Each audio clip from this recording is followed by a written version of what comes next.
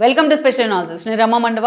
అనాలిసిస్లో భాగంగా మనం తీసుకోబోతున్న టాపిక్ ఏంటంటే లోకేషే కాపాడాలి. ఫార్ములా 1 కేసు విషయంలో లోకేష్ వద్దకు కేటీఆర్ రాయబారం అని చెప్పేసి అరెస్ట్ భయంతో ఆయన రాయబారం చేస్తున్నారని చెప్పేసి మనం టైటిల్ ఖాయం చేస్తున్నాం. ఆ అంశం గురించి ఇక్కడ డిస్కస్ చేయబోతా ఉన్నాం. మనం చూసినట్లయితే తెలంగాణ వ్యాప్తంగా ఇప్పటివరకు జూబ్లీ హిల్స్ ఉప ఎన్నిక ఫలితాలు ఏ స్థాయిలో సంచలనం రేపాయో మనకు తెలిసిందే.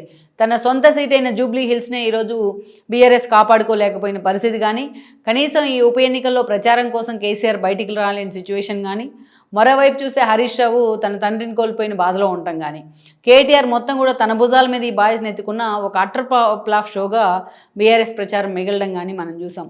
అనూహ్యంగా నవీన్ యాదవ్ గెలుపుతోనే, భారీ స్థాయిలో గెలుపుతోని రేవంత్ రెడ్డికి అనూహ్యమైన మద్దతు దక్కుతూ ఉంది పార్టీ నుంచి. ఆయన్ని వెనక్కి లాగిన వాళ్ళు కూడా ఈ రెడ్డిని ఆకాశానికి ఎత్తేస్తూ ఉన్నారు. ఇది కరెక్ట్ టైం కాబట్టి రేవంత్ రెడ్డి కేటీఆర్ని ఎలాగైనా టార్గెట్ చేయాలని ఆలోచనలో ఉన్నారు. ఎందుకంటే కేసీఆర్ ఇప్పట్లో బయటకు వచ్చి ప్రచారం చేసే సిచ్యువేషన్లో ఆయన ఆరోగ్యం లేదు. కవిత లాంటి వాళ్ళు పార్టీని చిన్నభిన్నం చేస్తూ ఉన్నారు బయట ఉండి కూడా. హరీష్ రావు ఎప్పుడు ఏ పార్టీలోకి వెళ్తారో, బీజేపీలోకి వెళ్తారో అన్న ప్రచారం ఎప్పటి నుంచో ఉంది. సో కేటీఆర్ ఎంత సీరియస్గా ప్రచారం చేసినా అంత ఈజీగా జనంలోకి వెళ్ళలేకపోయారు. జూబ్లీ హిల్స్ ఎన్నికల రూపంలోనే మనం చూసాం, ఫలితాల రూపంలో. అదేవిధంగా చూసినట్లయితే ఇక మరోవైపు బీజేపీ కూడా నిన్నటి వరకు ఏదో బీఆర్ఎస్కి జూబ్లీ హిల్స్ లాంటివి గెలిస్తే మనం పొత్తులు పెట్టుకొని తర్వాత నెక్స్ట్ ఎలక్షన్స్కి వాళ్ళతో కలిసి వెళ్దాం అనుకున్నారు. కానీ ఒక్క దెబ్బకు బీఆర్ఎస్ పరిస్థితి ఏంటి అనేది వాళ్ళకు కూడా క్లారిటీ వచ్చింది. అందుకే ఇండిపెండెంట్గా బీజేపీని తమ పార్టీని బలోపేతం చేసుకోవాలని ఈరోజు ప్రక్షాళన కూడా స్టార్ట్ చేయబోతూ ఉన్నారు. బీజేపీ బలపడాలి అంటే బీఆర్ఎస్ని దెబ్బకొట్టాల్సిందే. బీఆర్ఎస్ ఓట్ బ్యాంక్ని బీజేపీ తన వైపుకి తిప్పుకోవాల్సిందే. అందుకే రేవంత్ రెడ్డి ఈ పరిణామాలను ముందుగానే ఊహించి ముందుగానే అలర్ట్ అయ్యారు.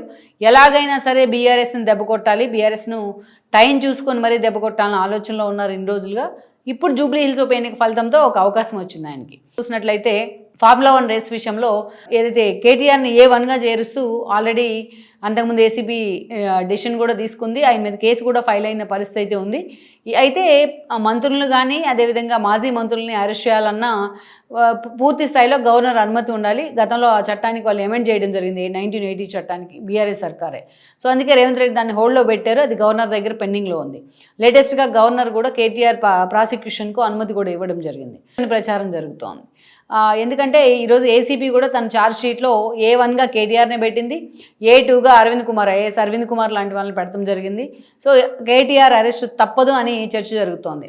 ఏదైతే కార్ రేస్ పెట్టిన కంపెనీలకు పూర్తి స్థాయిలో ఆ కార్ రేస్ కేటాయించడం వల్లే అపనంగా వాళ్ళు దాదాపు 40-44 కోట్ల దాకా బీఆర్ఎస్ అకౌంట్లోకి, పార్టీ అకౌంట్లోకి డబ్బులు పంపించారు. ఈ ఫార్ములా 1 రేస్ విషయంలో కేటీఆర్ని చూసుకొని కనీసం కేసీఆర్కి కూడా సమాచారం లేకుండా, కనీసం జీహెచ్ఎంసీ అధికారులకు సమాచారం లేకుండా, పురపాలక శాఖ అధికారులకి ఎవరికి సమాచారం లేకుండా, సిఎస్కి కూడా సమాచారం లేకుండా, ఆర్థిక శాఖకు కూడా సమాచారం లేకుండా ఇంత తతంగం కేటీఆర్ఏ నడిపించారు అనేది ఒక ఛార్జ్షీట్లో పొందుపరుచున్నారు. అంతేకాదు పూర్తి స్థాయిలో కేటీఆర్ని ప్రాసిక్యూట్ చేయాల్సిందే. అంతేకాదు దీంట్లో ఉన్న అసలు అవకతవకలు ఏంటి అనేది కూడా బయటికి తీయాల్సిందే అన్న అంశాన్ని కూడా దాంట్లో పొందుపరచడం జరిగింది. ఇలాంటి కీలక అంశాలు వచ్చిన తర్వాత ఇక కేటీఆర్ అరెస్ట్ అయిన ప్రచారం జరుగుతుంటే నన్ను మీరు ఎవరు అరెస్ట్ చేయలేరు, అంత సీన్ లేదు రేవంత్ రెడ్డి కానీ కేటీఆర్ మాట్లాడుతూ ఉన్నారు. అయితే అది బింకంగా పైకి మాట్లాడుతున్న మాటలు మాత్రమే. అయితే ఇదే కేటీఆర్ ఇప్పటికే లోకేష్తో టచ్లోకి వచ్చారన్న ప్రచారం కూడా ఉంది. ఇప్పుడు టచ్లోకి రావడం కాదు ఆయన. జూబ్లీ హిల్స్ ఉప ఎన్నిక నోటిఫికేషన్ వస్తుంది అనుకున్న ఒక 10 రోజుల ముందు నుంచే రేవంత్ రెడ్డి కానీ ఆయన టీం కానీ ఇలాంటి ప్రచారమే తెర మీదకి తీసుకొచ్చింది. మీరు లోకేష్ని ఎందుకు కలుస్తూ ఉన్నారు, సీక్రెట్ భేటీలు ఎందుకు అవుతూ ఉన్నారు అడిగితే ఎస్ నేను కలుస్తూ ఉన్నాను, లోకేష్ నా తమ్ముడు లాంటి వాళ్ళే అని కూడా చెప్పుకుంటూ వచ్చారు. అవసరమైనప్పుడల్లా కలుస్తానని మాట్లాడితే దాన్ని లోకేష్ కూడా ఎండార్స్ చేశారు. అదే కాదు కొన్ని రోజుల తర్వాత మళ్ళీ ఆయన అందరి ఛానల్స్కి కూడా ఇంటర్వ్యూలు ఇచ్చారు. జూబ్లీ హిల్స్ ఉప ఎన్నిక క్రమంలో చంద్రబాబు నాయుడు అరెస్ట్ని హేళన చేశారు కదా అంటే ఆ రోజు మిస్అండర్స్టాండ్ చేసుకున్నారు. నన్ను క్షమించాలి అవసరమైతే చంద్రబాబు నాయుడు, ఈ విషయంలో నేను ఎప్పుడు కూడా ఎవరిని అవమానించలేదు, చంద్రబాబు నాయుడిని అసలు అవమానించలేదు, ఇంకా ఆయన ముందు చూపుని విజన్ని చాలాసార్లు ఆకాశానికి ఎత్తేసాను అని చెప్పి తాను కవర్ డ్రైవ్ వేసుకునే ప్రయత్నం చేశారు. అంటే ఆల్మోస్ట్ ఎక్కడ లోకేష్ టాపిక్ వచ్చినా, ఎక్కడ చంద్రబాబు నాయుడు టాపిక్ వచ్చినా జూబ్లీ హిల్స్ ఉప ఎన్నిక సమయంలో వాళ్ళతో పూర్తి స్థాయిలో గతంలో విభేదాలన్నీ పక్కన పెట్టి సత్సంబంధాలు కొనసాగిస్తున్నట్టు ఒక ఎక్స్పోజర్ ఇచ్చారు కేటీఆర్. ఎందుకంటే టీడీపీ ఓట్ బ్యాంక్ కోసం టీడీపీ పోటీ చేయొద్దని నిర్ణయం తీసుకుంది కాబట్టి ఆ ఓట్ బ్యాంక్ తమ వైపు టిల్ట్ అవుతుందని కేటీఆర్ కానీ అంచనాలు వేశారు. కానీ రేవంత్ రెడ్డి చెప్పినట్టు తెలంగాణ టీడీపీ క్యాడర్కి ఎప్పుడు ఎలా ఏ విధంగా నడుచుకోవాలి, ఎప్పుడు ఎలా ఎవరికి అండగా నిలబడాలి, ఎప్పుడు ఎలా ఎవరికి ఓటు వేయాలి అనేది చాలా క్యాటలారికల్గా వాళ్ళు మన జూబ్లీ హిల్స్ ఉప ఎన్నికల్లో కూడా తమ ఓట్లను తీసుకెళ్లి రేవంత్ రెడ్డికే గుద్దేశారు. రేవంత్ రెడ్డి వైపే మేము ఉన్నామని తేల్చి చెప్పేశారు. అయితే ఈరోజు కంప్లీట్గా కేటీఆర్ అరెస్ట్ అయినట్లయితే Formula 1 రేస్ విషయంలో ఈ కేసులో అరెస్ట్ అయితే ఆల్మోస్ట్ బీఆర్ఎస్ పూర్తిగా సూప్లో పడ్డట్టే. కేసీఆర్ బయటికి రారు, హరీష్ రావు ఉన్న ఆయనకి అంత పాపం క్యాడర్ అంత సీరియస్గా తీసుకోవట్లేదు. కవిత లాంటి వాళ్ళు పూర్తిగా పార్టీలో జరిగిన అవకతవకలు మొత్తాన్ని కూడా బజార్ను పెట్టే ప్రయత్నం చేస్తూ ఉన్నారు. అలాంటప్పుడు ఇక కేటీఆర్ కూడా లోపలికి వెళ్తే పార్టీ మొత్తం డిమోరలైజ్ అయినట్టే, పార్టీ ఎగ్జిస్టెన్స్ ప్రాబ్లం ఉంటుంది, పూర్తిగా సూపులో పడ్డట్టే. లోకేష్తోని ఇటు చంద్రబాబు నాయుడుతోని రేవంత్ రెడ్డి దగ్గరికి రాయబారం నడిపిస్తున్నట్టు ప్రచారం జరుగుతోంది.